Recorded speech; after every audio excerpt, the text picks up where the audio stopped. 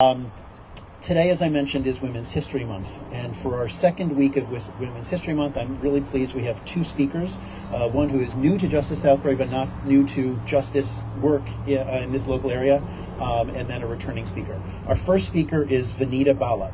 Vanita was the former director of marketing at the Gillette Company. She became an executive recruiter and a career coach. She and her wife Mara live in Woodbury, where she's involved with the Democratic Town Committee. She also serves on the state Central Party, as well as she is co-chair of the Asian American Pacific Islander Caucus. Vanita has been awarded the Ella Grasso Leadership Award and the William O'Neill Service Award by the state Democratic Party for her work in party building and advocating for its principles. Vanita was born in India and immigrated to the U.S. with her parents as a child. Please welcome to Justice Southbury, Vanita Bala.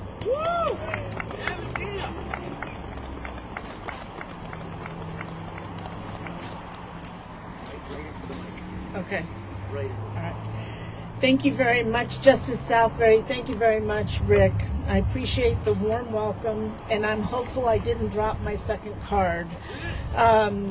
So, given that it's Women's History Month, I wanted to do a talk on point of focus and who are you looking at? And let me explain a little bit more.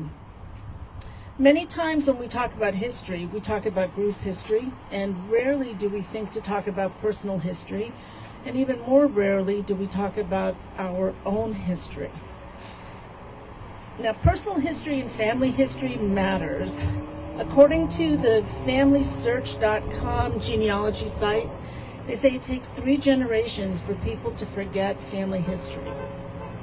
That is not a lot of time. That means that basically your great-grandparents' history is lost to you, and that will be the same for your descendants. And it matters. It matters genetically. It matters because of social learning, economic well-being, cultural affiliation, and it matters because mostly that is the way you see yourself at the beginning tends to influence who you think you are throughout your life. Now, there's a saying that says, mothers teach you how to be a woman, or how to be a man, or how to really live. Fathers teach you how to be in the world. But if we look at mothers as our first teachers, then sometimes we look at their lives as evidence or examples of what we can become. So that was not the case for me. I suspect that's not the case for some people here.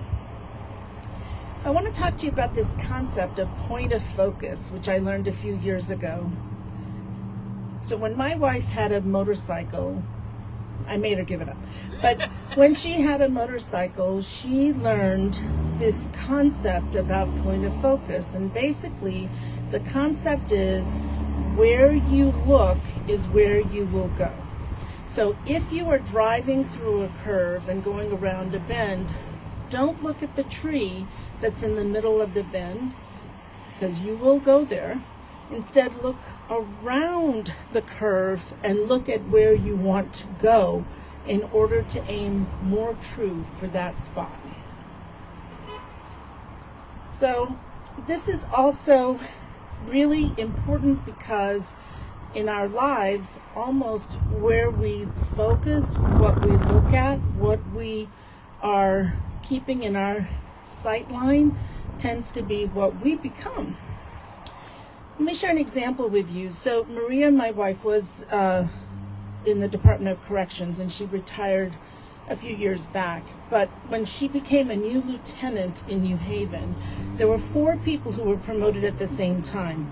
A black man, a black woman, a white woman, and a white man. So it's really kind of a very interesting sociological study right there, you know? Well, the man who was promoted, and honest to God, I'm going to call him Lieutenant White Man, just because it makes it easy, had this real thing in his head about use of force. Use of force. What was excessive force? He kept asking, what was too much? What was excessive force? And lo and behold, he actually was terminated because he used too much force during the course of several incidents that happened within the facility.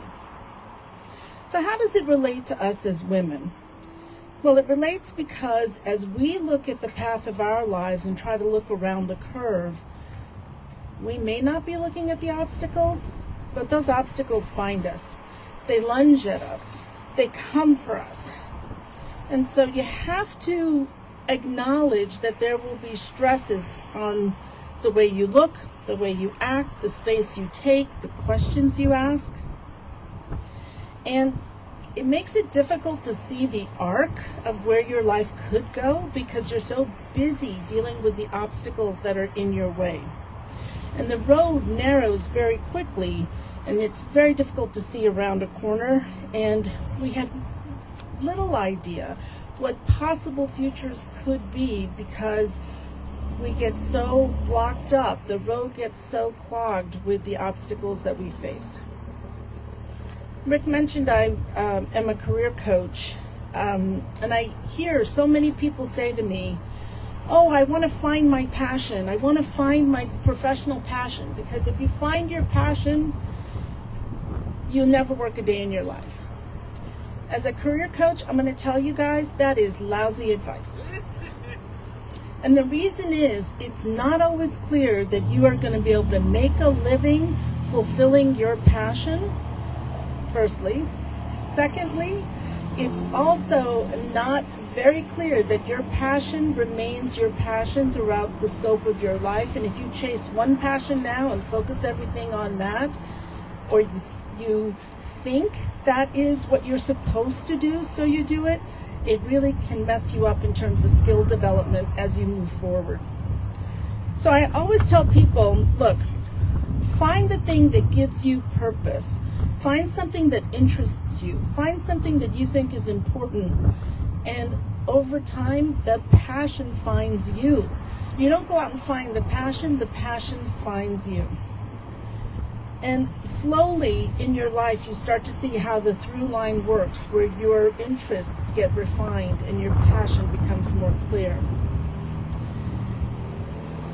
So for us in our lives, it's hard to look at examples of people who have come before us. It's hard to see other people's through lines. It's hard to understand examples of lives that are not visible to us. So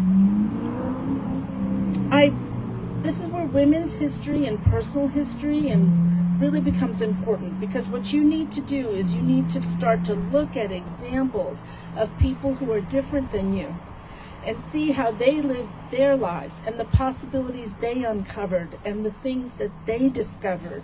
Because if you can do that, you create inspiration for yourself to be a little different, a little better, maybe a little more than you are today. So let me ask you guys this. What was the first thing that you read or saw in the movies or on TV where you thought, wow, I can relate to that?